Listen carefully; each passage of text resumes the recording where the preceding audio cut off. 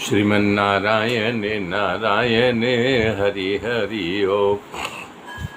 श्रीमन्नारायण नारायण हरि हरि ओम।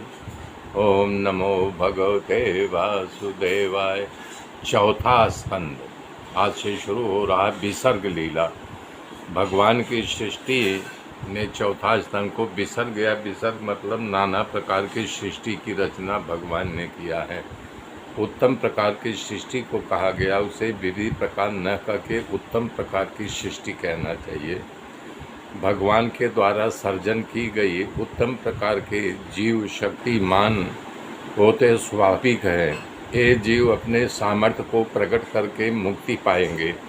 वास्तव में उनका उत्तमपन है, ऐसा श्रेष्ठा है। यहाँ 8 वस्तु, 11 रुद्रों और 12 आदित्यों का सृष्टि का वर्णन किया गया है। कह रहे हैं कि सृष्टि के वर्णन में नाना प्रकार के जीव जंतुओं की रचना की है, विविध प्रकार के।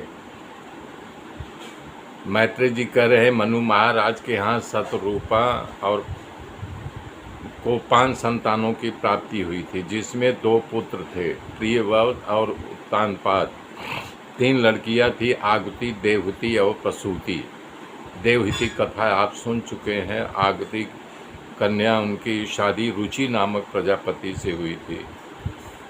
उनकी शादी जब हुई थी तो मनु महाराज पुत्रिका धर्म के अनुसार उनकी शादी किया था, यानी पुत्री को जितने पुत्र पैदा होंगे वो नाना को मिलेगा, यानी लड़की के बाप को। इस प्रकार से उस शर्त के अनुसार आगुति का विवाह हुआ था। भगवान के परम भक्त प्रजापति रुचि आकृति के साथ विवाह किया था। तब रुचि के यहाँ द्वारा आकृति से साक्षात यज्ञ भगवान जो विष्णु स्वरूप है और दक्षिणा कन्या जो लक्ष्मी स्वरूप है वो प्रकट हुए, उनकी पैदाइश हुई।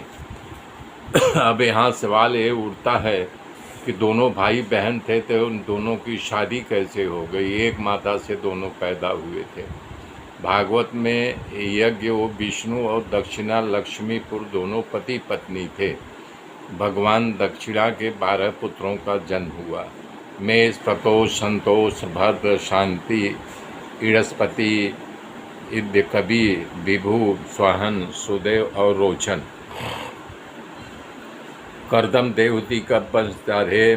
प्रिय पुत्र मनु महाराज की दूसरी कन्या देवहूति का विवाह कर्दम ऋषि के साथ हुआ था। उनको 9 कन्याओं का जन्म हुआ था, जिसकी कथा मैं सुना चुका हूँ। 9 कन्याओं के शादी करने के लिए ब्रह्मा ने 9 ऋषियों को लेकर के आया था।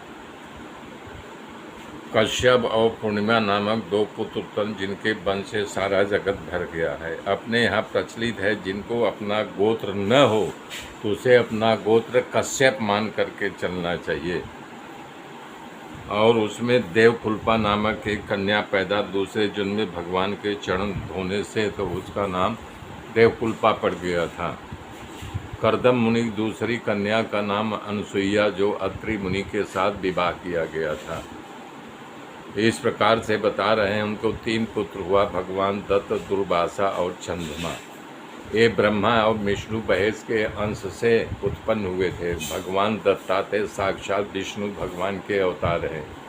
महान ज्ञानी, महान योगी जैसे दत्त महाराज, परशुराम जैसे भगवान श्री कृष्ण के पूर्वज यदुराज को उपदेश दिया था।